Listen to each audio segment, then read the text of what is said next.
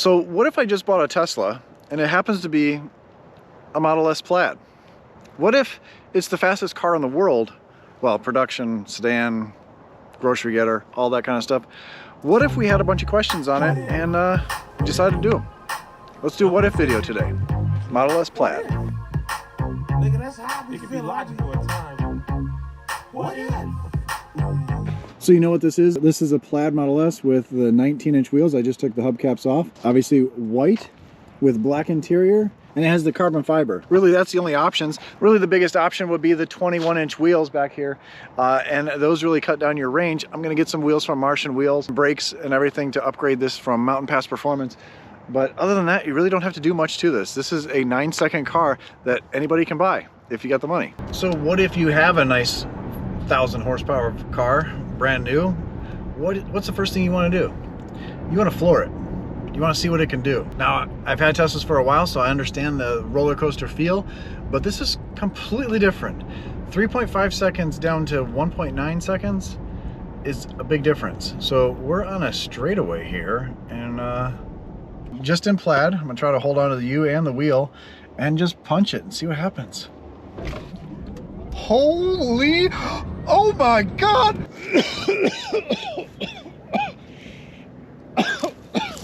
I gotta get used to it first. Shouldn't have done that after lunch. That was the first time punching it fully charged. That wasn't even drag strip mode. Gonna have to work up to that again. So the next question, what if you're in Autopilot and you ignore the nags? I put it in Autopilot. I'm gonna ignore the nags. I'm gonna not touch the wheel. We're set to 50 miles an hour max. It's 45 miles an hour on this road. And we're gonna see what happens. It's already popped up. I need to slightly move the wheel, give force to the wheel. Or actually it says yoke, no steering wheel. So I'm gonna ignore that and see what happens. Safely, no one's on the road. First nag, and it shows 2 hands on the yoke there. Coming up to a curve here, might be dangerous. 2 beeps. And now it shows the yoke, and it's coming to a stop. And put the hazards on, and wow, it really jammed on the brake there. And it's just holding here. Can I force out of this? If I push the accelerator, I can force out of this. It still holds, sorry for the beeping, but it still holds the hazards on, but I can drive out of this, and if I let off again, we're just coasting until it's gonna put the brake back on again hard now. And wow, really jammed on the brake there again hard, and it has the hazards in the center here. So if I just push the button, it takes it out of that, and we're driving normally now. Oops, I actually hit the wipers there. That's why the screen here, it's kind of weird. But yeah, so now I should be locked out of Autopilot because of that until I get out of the car and get back in the car.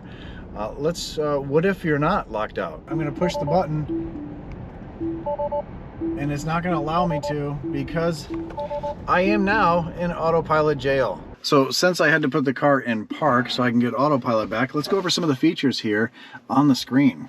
Actually, let's turn because there's a bright light here called the sun. A little bit better. So what if you're trying to navigate and back up in a parking lot and there's really nothing in front of you or behind you? Which way does it go? There's nothing in front of me now. I mean, it sees some trees there, but there's nothing behind me either. It says tap to accelerate, but it shows that there's nothing in front of the car here. So it's gonna wanna go forward. But if we can always adjust it backwards by doing that, and it shows full screen, which is really cool. So you can have a full screen. This is a 17-inch screen, full screen, but some people like to see the side cameras. Well, if you hit this button over here, it shrinks this down and will pull up the side cameras, which actually look really good. These things look very high def. Way better than what it does in my Model Y, but it really shrinks this down. So I kind of like having the big, huge view of everything, personally, but you do you.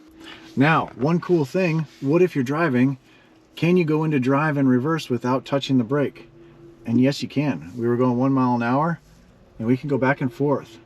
This will do up to 5 miles an hour, I believe. Let's go forward and see how fast. 8 miles an hour, can't do it. Let's go down to 6, won't do it. Let's go down to 5. 5 won't do it. Whoa, 5 was before. Let's go down to 4. All right, 4 miles an hour. So 4 miles an hour, you can switch to reverse to forward. The Model 3 and the Model Y are 5. So a little different here. Maybe because there's more power with this? I'm not sure why, but it's 4 miles an hour now. So what if in a Tesla software update they added something that's kind of useful to a lot of people? Waypoints. What if you haven't gotten it yet? Well, this one has it. What software are we in here? We're in software, we're at 40.6.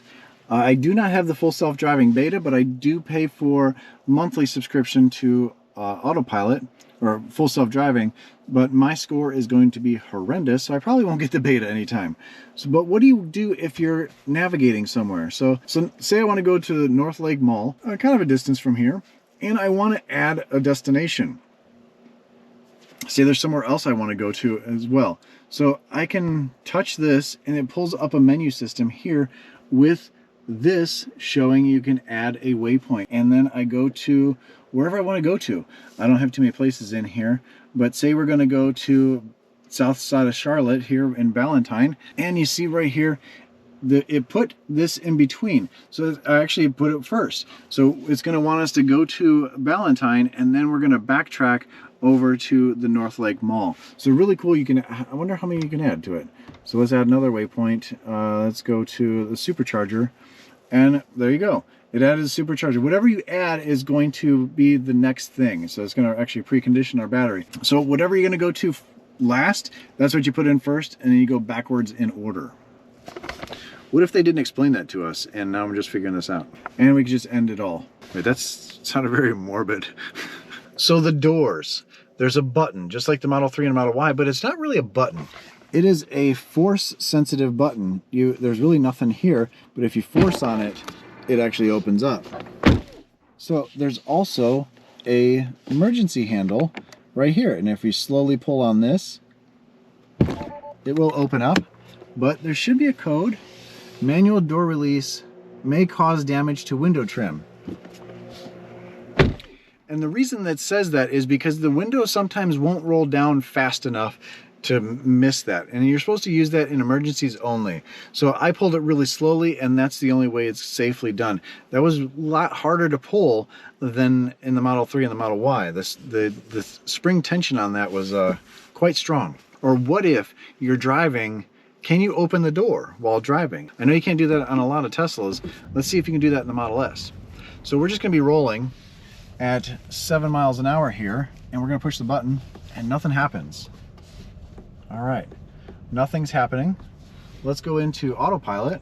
Nope, it doesn't see lines here, so let's get up to where there's lines here, and let's put this way down. I don't want to go fast here. 10 miles an hour, and let's see if we can push the button. We cannot push the button. But what happens if we go to 0? What if? I keep saying what happens.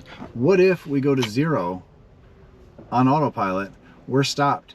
So now usually and anytime driving, if you're at 0, you can open things. Can we open the door? Oh my gosh. So yes, you can. So you can open the door in Autopilot when you're at a complete stop. So if you do that in Autopilot at a stoplight, because there's a car in front of you, you can't go anywhere, it's going to throw itself in park, and it's going to beep and let you know, and everyone's going to know in the car that someone's trying to leave. But you can get out. That's good to know. But it has to be under 1 mile an hour. And the last one for now, what if, let me park because I don't need to do this while I'm driving. What if you like to drive with the camera up? I'm going to put this in park here. And my wife likes to. My wife, Karen, likes to drive with the camera up. She uses that as a rear view mirror. And a lot of people do in the Model S and the Model X because it's kind of hard to see. You don't see much out of that back window. I mean, that's the back window. And you have a tiny mirror. So you push the button here and it pulls up the rear view mirror. I haven't figured out how to get rid of these and to just have that rear view mirror. But what if you don't like it on this side? What if it pushes the navigation over to this side? Well, all you have to do is just pull this, drag this down, and you can move it over on this side. So now you can have the navigation on this side along with the camera over here, which is really nice. I wonder when they're going to be able to do this with the Model 3 and the Model Y. Or can they? Because This has a binnacle screen over here. This room is taken up by the car. Basically everything that's over there is right on this side. So are they going to be able to do this?